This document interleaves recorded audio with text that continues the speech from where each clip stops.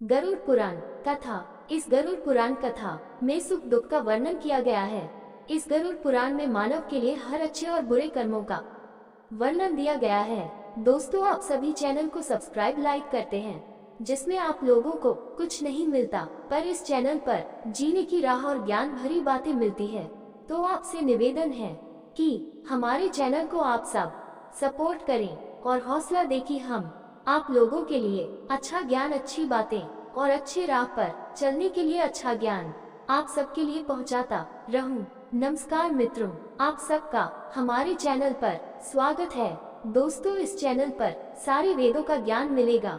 गरुड़ पुराण अध्याय 8। गरुड़ उवाच, गरुड़ जी ने कहा, हे तार्क्ष, मनुष्यों के हित की दृष्टि से आपने बड़ी उत्तम बात पूछी है। धार्मिक मनुष्य के लिए करने योग्य जो कृत्य है, वह सब कुछ मैं तुम्हें कहता हूँ।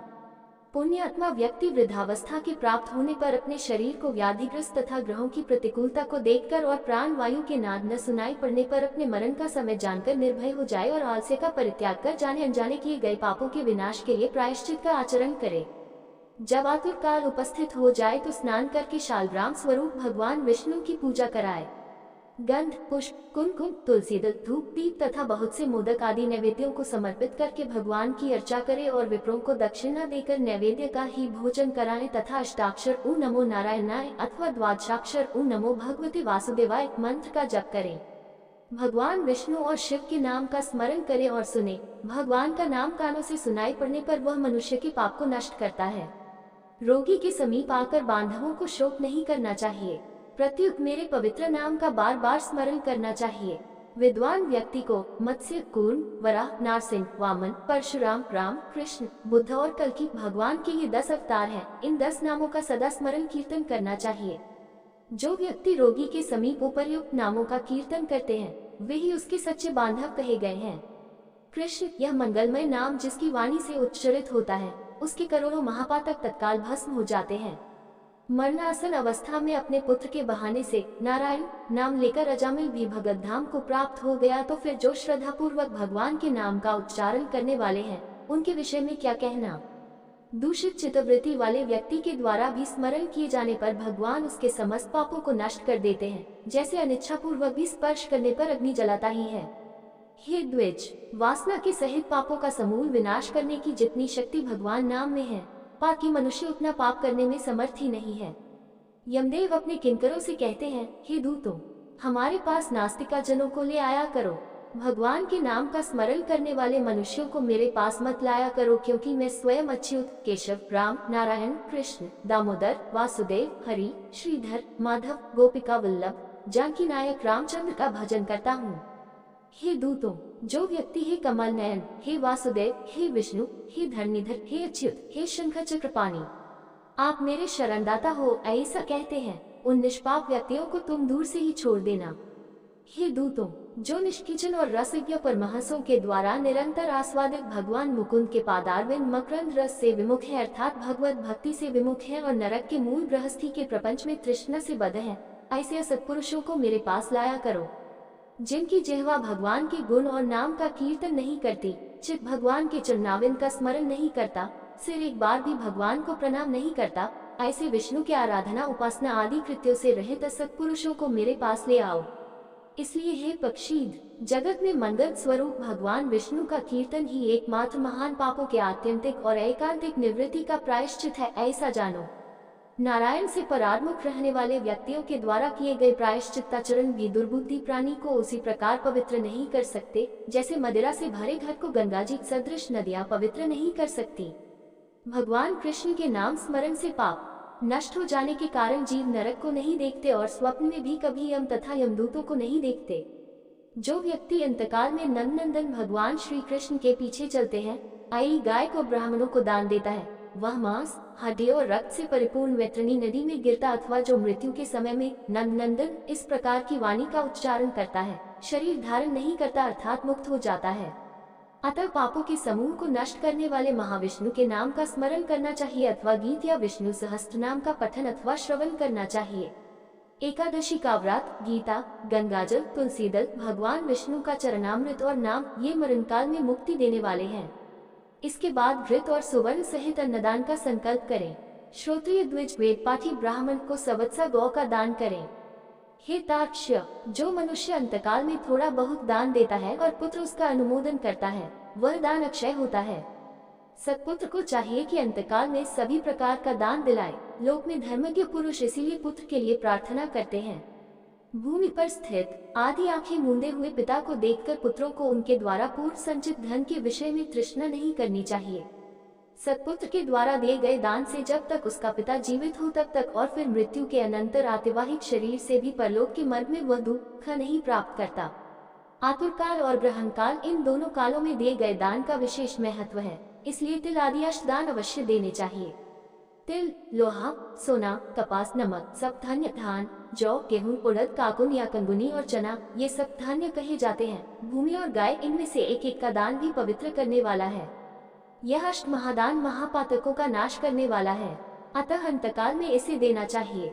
इन दानों का जो उत्तम फल है उसे सुनो। 3 प्रकार के पवित्र तिल मेरे पसीने से उत्पन्न हुए हैं। असुर, दानव और दैत्य तिल दान से तृप्त होते हैं। श्वेत, कृष्ण तथा कपिल भूरे वर्ण के तिल का दान वाणी, मन और शरीर के द्वारा किए गए त्रिविध पापों को नष्ट कर देता है। लोहे का दान भूमि में हाथ रख कर देना चाहिए। ऐसा करने से वह जीव यम सीमा को नहीं प्राप्त होता और यम मार्ग में नहीं जाता। पाप कर्म करने वाले व्यक्तियों का निग्रह करने के लिए यम के हाथ में कुल्हाड़ी, मूसल, दंड, तलवार तथा छुरी शस्त्र के रूप में रहते हैं। यमराज के आयुधों को संतुष्ट करने के लिए ये लोहे का दान कहा गया है, इसलिए यमलोक में सुख देने वाले लोहादान को करना चाहिए। उरण, श्यामसूत्र, चंदामर, उदुम्बर, शिशुम्बर नामक यम के महादूत लोहादान से सुख प्रदान करने वाले होते हैं। हे तार्क्ष्य, परम गोपनीय और दानों में उत्तम दान को सुनो, जिसके देने से भूलोक, भुवरलोक, अंतरिक्ष और स्वर्गलोक के निवासी अर्थात मनुष्य, भूत, प्रेत तथा देवगण संतुष्ट होते हैं। ब्रह्मा आदि देवता, ऋषिगण तथा धर्मराज के सभासद स्वर्ण दान से संतुष्ट होकर वर प्रदान करने वाले होते हैं।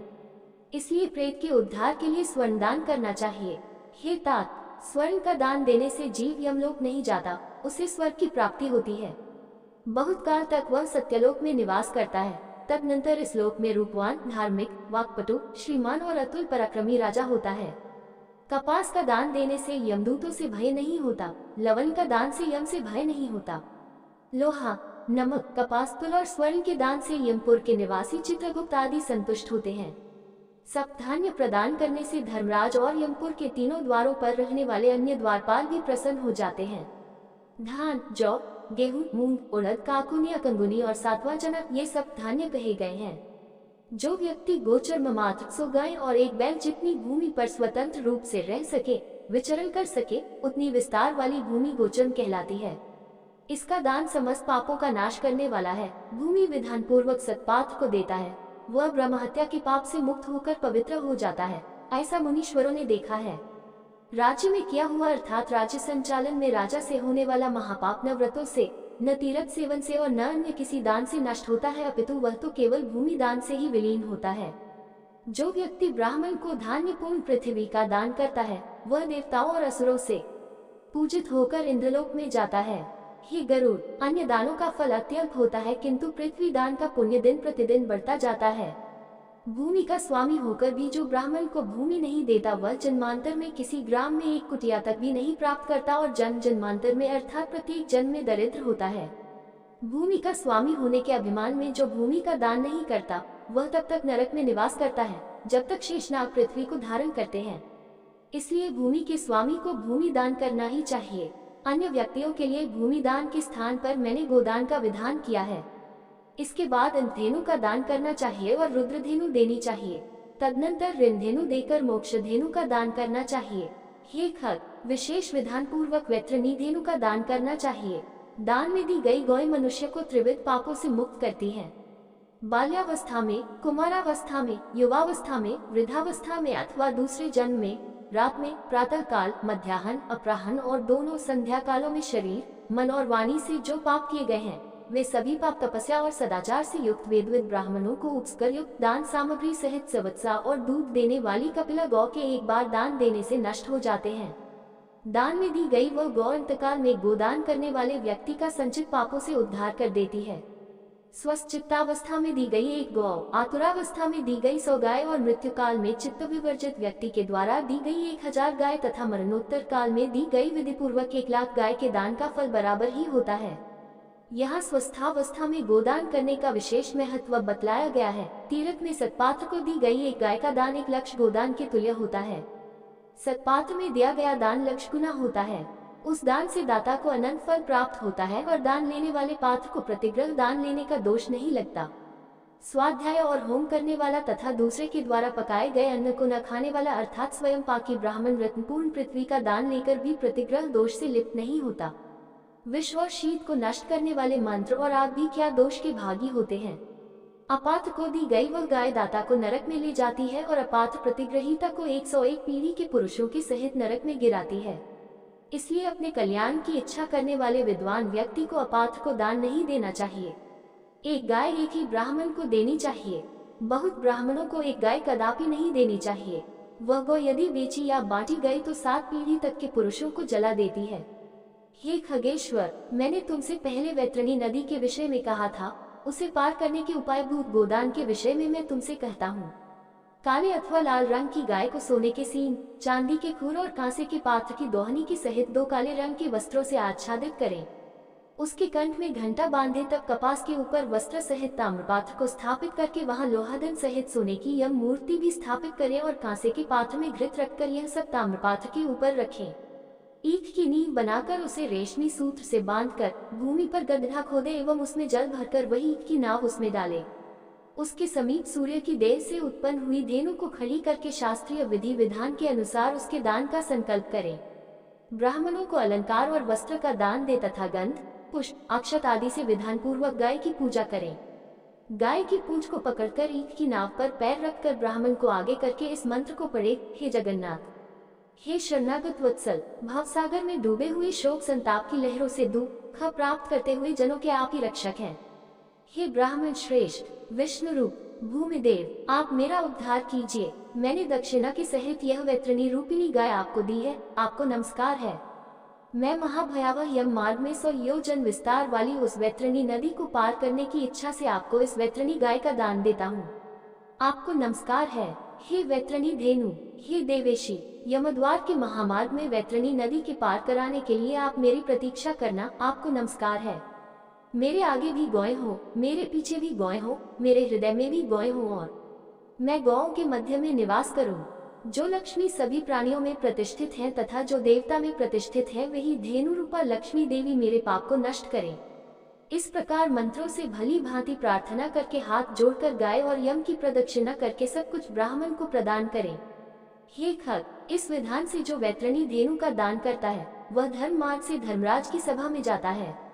शरीर की स्वस्थावस्था में ही वैतरणी विषयक व्रत का आचरण कर लेना चाहिए और वैतरणी पार करने की इच्छा से विद्वान को वैतरणी गाय का दान करना चाहिए। हे खग, वैतरणी गाय का दान करने से महामार्ग में वह नदी नहीं आती, इसलिए सर्वदा पुण्यकाल में गोदान करना चाहिए। गंगा आदि सभी तीर्थों में, ब्राह्मणों के निवास स्थानों में, चंद्र और सूर्य ग्रहण काल में, संक्रांति में, अमावस्या तिथि में, उत्तरायण और दक्षिणायन, कर्क और मकर संक्रांतियों में, विषुव अर्थात मेष तथा तुला की संक्रांति में, व्यतिपात योग में, युगादि तिथियों में तथा अन्य पुण्य कालों में उत्तम गोदान देना चाहिए। जब कभी भी श्रद्धा उत्पन्न हो जाए और जब भी दान के लिए सुपात्र प्राप्त हो जाए वही समय दान के लिए पुण्य काल है, क्योंकि संपत्ति अस्थिर है, शरीर नश्वर है, संपत्ति सदा रहने वाली नहीं है और मृत्यु प्रतिक्षण निकट आती जा रही है। इसलिए धर्म का संचय करना चाहिए। अपनी धन संपत्ति के अनुसार किया गया दान अनंत फल वाला होता है। इसलिए अपने कल्याण की इच्छा रखने वाले व्यक्ति को विद्वान ब्राह्मण को दान देना चाहिए। अपने हाथ से अपने कल्याण के लिए दिया गया अल्पवित्त वाला वह दान भी अक्षय होता है और उसका फल भी तत्काल प्राप्त होता है। दान रूपी पाथेय को लेकर जीव परलोक के महामार्ग में सुखपूर्वक जाता है, अन्यथा दान रूपी पाथेय रहित प्राणी को यममार्ग में क्लेश प्राप्त होता है। पृथ्वी पर मनुष्यों के द्वारा जो जो दान दिए जाते हैं यमलोक के मार्ग में सभी आगे आगे उपस्थित हो जाते हैं। महान पुण्य के प्रभाव से मनुष्य जन्म प्राप्त होता है। उस मनुष्य योनि को प्राप्त कर जो व्यक्ति धर्माचरण करता है वह परमगति को प्राप्त करता है। धर्म को न जानने के कारण व्यक्ति संसार में दुखपूर्वक जन्म लेता है और मरता है। केवल धर्म के सेवन में ही मनुष्य जीवन की सफलता है। धन, पुत्र, पत्नी आदि बांधव और यह शरीर भी सब कुछ अनित्य है, इसलिए धर्माचरण करना चाहिए। जब तक मनुष्य जीता है तभी तक बंधु बांधव और पिता आदि का संबंध रहता है। मरने के अनंतर क्षण मात्र में संपूर्ण स्नेह संबंध निवृत्त हो जाता है। जीवितावस्था में अपनी आत्मा ही अपना बंधु है, ऐसा बार बार विचार करना चाहिए।